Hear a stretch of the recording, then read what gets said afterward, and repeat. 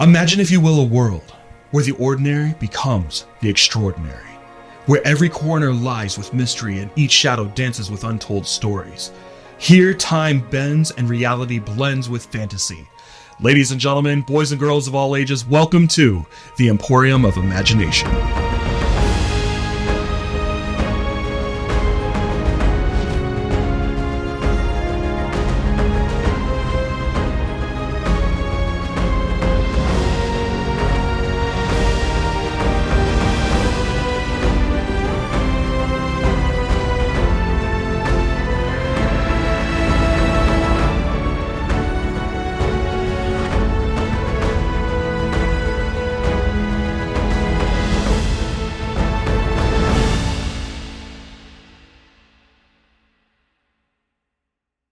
Good evening, ladies and gentlemen. I am your host, The Count, and we're going to continue with Episode 3 of Alexander's Greatest Adventures. As Alexander was marched through the gritty streets of Steamreach by the two Iron Guard officers, his frustration simmered beneath the surface. The guards kept a tight grip on his arms, their indifference clear as they approached the middle of Steamreach. From the corner of his eye, Alexander spotted Red and Clay moving in from the shadows, clearly having noticed the Iron Guard with him. Red's bandaged hand still looked raw, but his eyes were focused, calculating. As they approached, Red and Clay exchanged glances. Their intent was clear. Red stepped forward first, putting a casual smile on as he approached the Iron Guard. "Well, what do we have here?" he said, his voice smooth but cold.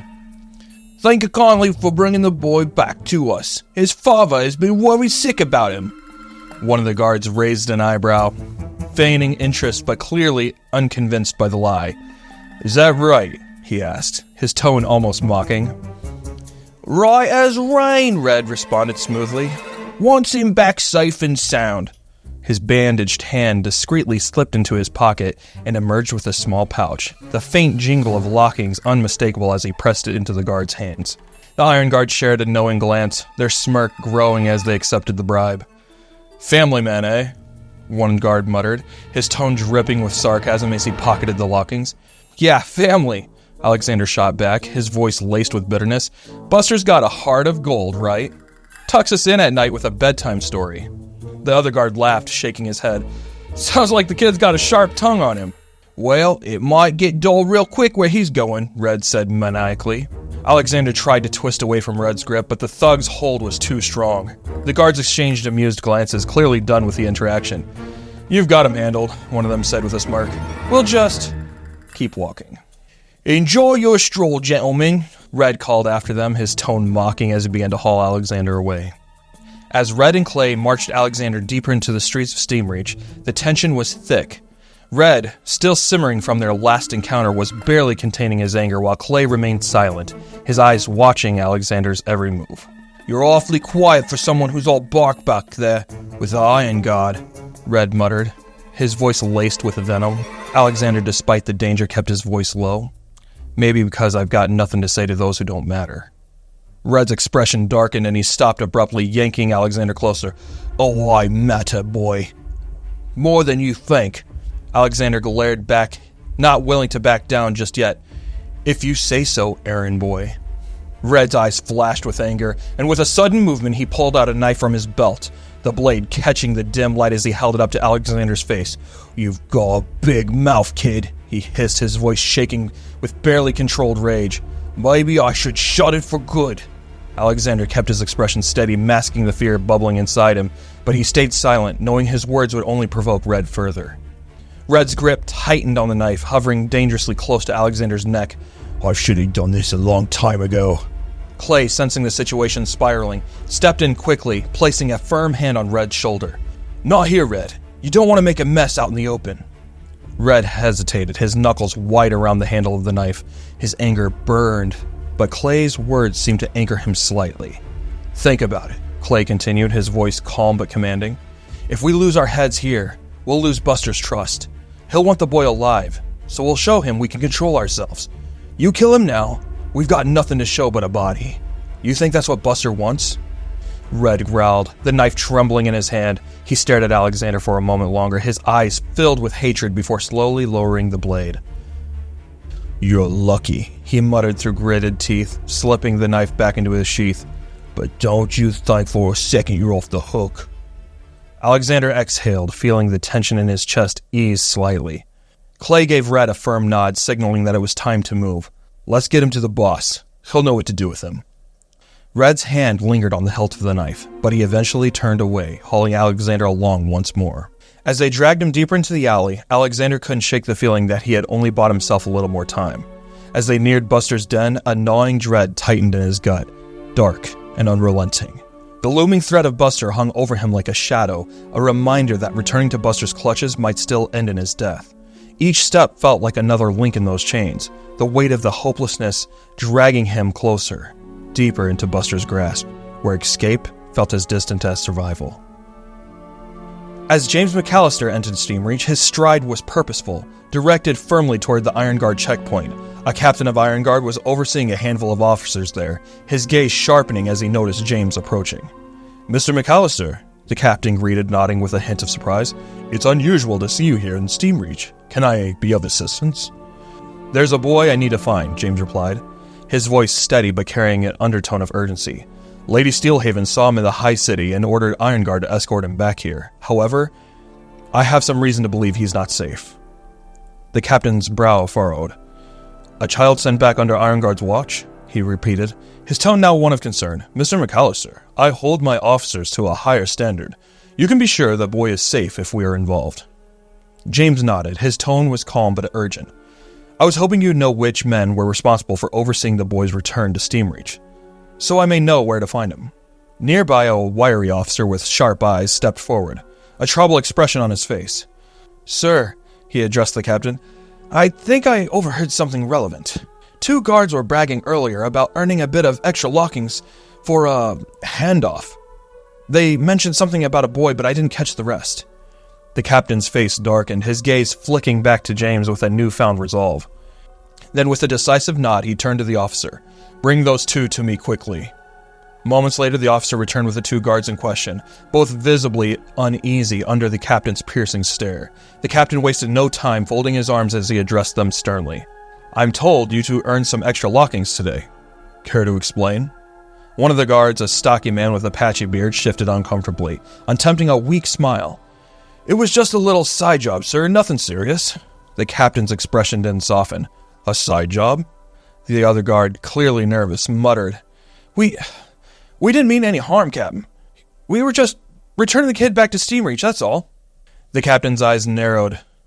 "And you were paid lockings for a simple return? What exactly were you paid for?" The guard exchanged uneasy glances, their confidence starting to crumble. The stocky guard shifted, fumbling for words.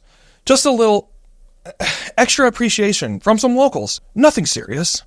The captain's tone grew icier. "Appreciation? From who exactly? Who received the boy?" The guards hesitated, their expressions guilty. Finally, the stocky guard spoke, his voice barely a whisper. To Buster's men. Just a couple of his thugs. They told us the boy's father wanted him back safe." The captain's jaw tightened, disgust evident in his expression. "Buster? The boy's father?" He scoffed, tone sharp and mocking. "You handed your child over to a piece of street trash, and all for a bit of pocket change? Let me remind you, Buster is no one's father. He's a criminal who preys on anyone he can control, especially the young." The guards looked down in shame as the captain's gaze bore into them. "You knew exactly the danger you put him in. Do you understand what you've done?" Neither guard could meet his fierce glare. With a cold, determined glance, the captain turned to James. "Buster's hideout is in the abandoned warehouses in southern Steamreach," he said firmly. "We need to move quickly." James held up a hand, his voice unwavering. "Thank you, but I'll handle this matter personally, Captain." The captain hesitated, but only for a moment. He knew James's reputation. His skill and resolve were legendary, and any argument would have been a waste of time. With a nod, he replied, "Very well, Mr. McAllister. I won't question it. Just say the word if you need our support." James nodded in acknowledgement, then turned his stride purposeful as he set off towards Buster's hideout alone, his mind focused on the task ahead. As Red and Clay dragged Alexander through the grimy streets of Steamreach, the heavy door to Buster's hideout groaned open. Alexander's stomach sank, knowing what awaited him inside. Buster sat on his usual throne, his hulking frame casting a long shadow in the dim light, a cigar hanging loosely from his lips. The sound of his steam-powered arm whirled faintly, always ready to strike. Red shoved Alexander forward, forcing him to stand before Buster. The man's eyes gleamed with a twisted satisfaction. Well, look what we have here, Buster growled. Standing up slowly, his voice was calm, almost fatherly, but an undercurrent of menace. He paced around Alexander, his boots echoing off the stone floor. Buster leaned in close, his breath hot on Alexander's face. Why'd you try to leave, boy? After all I've done for you? You think you're too good for the life I gave you? I made you. Without me, you're nothing. And that's what this is about? You ungrateful little runt. Biting the hand that feeds you? Alexander's heart raced, but he couldn't stay silent. You didn't make me anything. You used me. You've made me think I mattered. That I was a part of something, but I was just a tool to you, a pawn in your stupid little game. Buster's expression grew colder. Used you? No, boy. I gave you a second chance. I put a roof over your head, fed you, trained you. I could have tossed you back in the gutter, but I didn't. And this is how you repay me, running away. How could you be so ungrateful? Ungrateful? Alexander shot back, his voice rising with defiance. I did everything you wanted. Everything you asked of me. Every promise you made was empty. The only thing you gave me were lies. He paused, holding Buster's gaze. Do you know why Mr. McAllister wanted the lunch with me? He was offering me something real, a job, a life outside of Steamreach. Buster's face twisted with anger, but it quickly shifted into something darker. He nodded slowly, his voice dropping to a mocking whisper. Oh, I see. You think you're better than me now, all because of your little snack time with the Gov, eh? You think you don't owe me anything? But let me tell you something, lad. You'll never be more than what I've made you. Before Alexander could respond, Red grabbed him from behind, pulling a knife and pressing it to his throat. He's been a problem long enough, boss, Red growled. Maybe we should finish this now. Buster raised a hand. Easy, Red. We don't need to rush things. He looked into Alexander's eyes, a sick grin spreading across his face. I'm giving you one more chance, boy. Be grateful for what I've done, and maybe, just maybe, I'll let you walk away from this. Suddenly, the door to the hideout burst open and James McAllister strode inside, surrounded by a faintly glowing force field. The room shifted instantly. Buster's eyes narrowed as he saw him enter, but his grin remained, though more tense. Well, look what we have here, Buster sneered, stepping back. You must be McAllister, the great James McAllister come to play hero, I see. James's eyes moved past Buster to Red, who still held the knife at Alexander's throat. The tension was thick in the air, and for a moment no one moved. James's voice was cold and commanding. Let him go, Buster. You've already lost. Red tightened his grip on Alexander, his voice laced with desperation. You come any closer, and I'll slit his throat! James was unfazed. With cold precision, his force field shimmered between them, humming faintly as the artifact activated. Before Red could react, the force field expanded, firmly pushing him back and knocking the knife from his hand.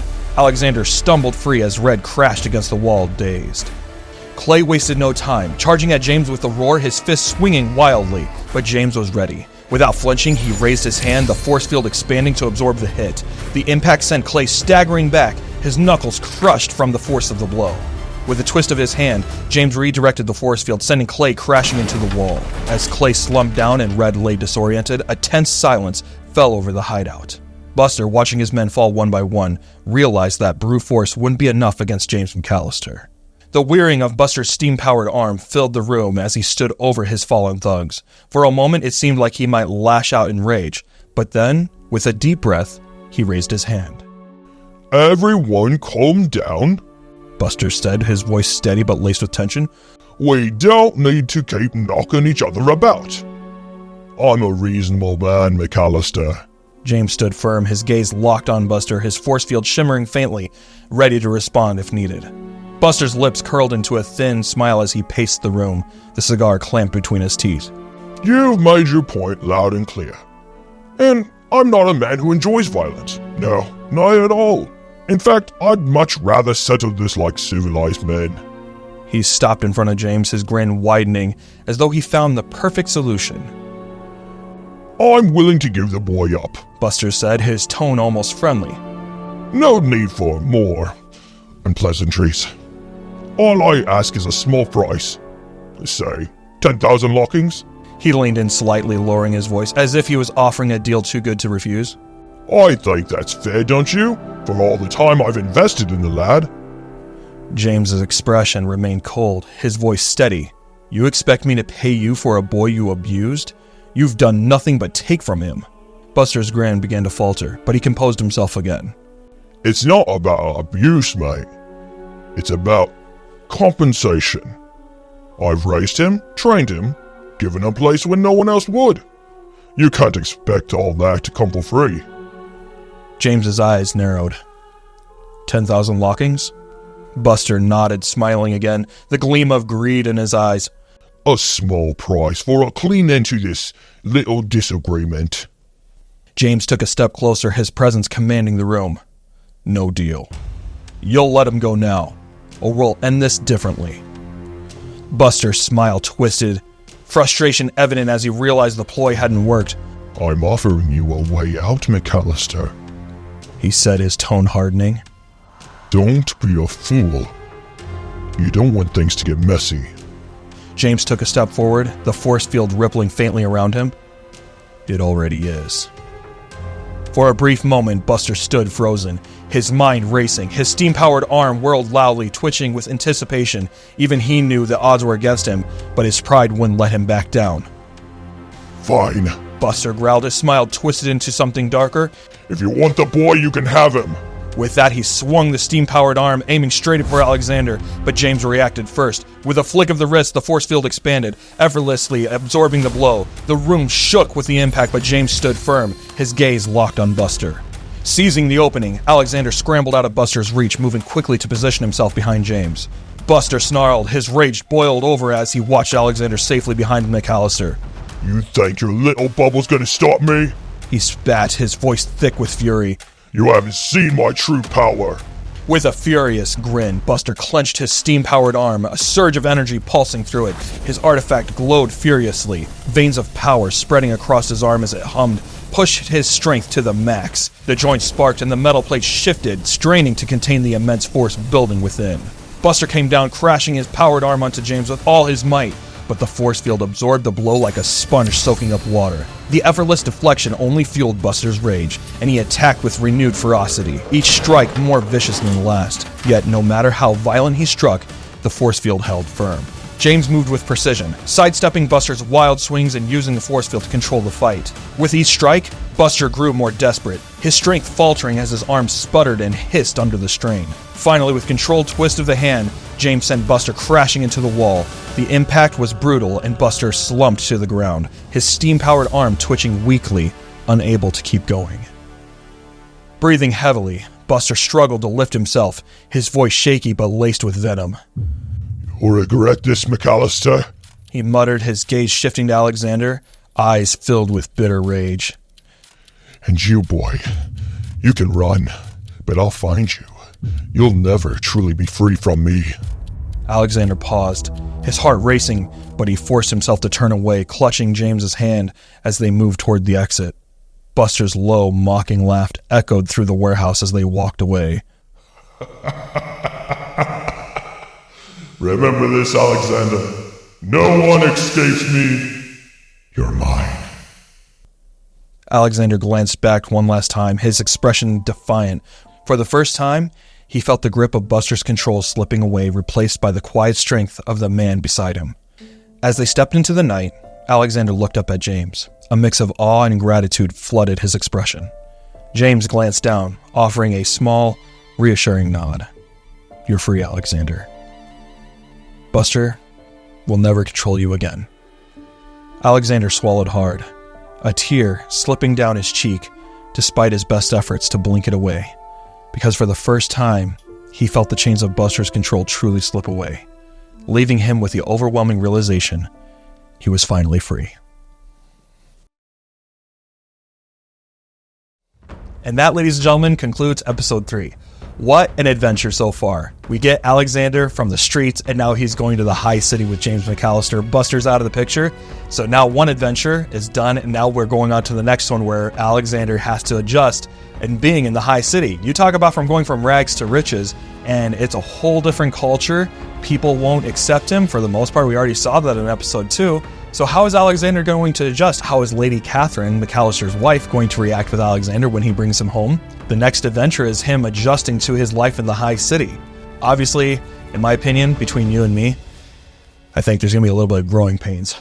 So I hope you stay tuned. If you enjoyed this story, I would love it if you would comment down below and tell me, so far in the last 3 episodes, who's your favorite character? What would you like to know?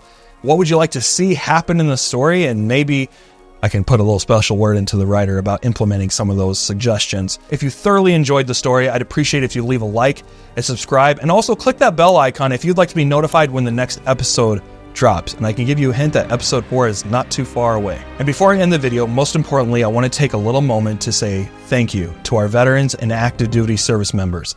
Because of your service and sacrifice, I have the freedom to do what I'm doing right now. And I want to say thank you to every single one of you. And to my Marine Corps brothers, Semper Fi. I have been your host, The Count, and I want to wish you all a wonderful evening.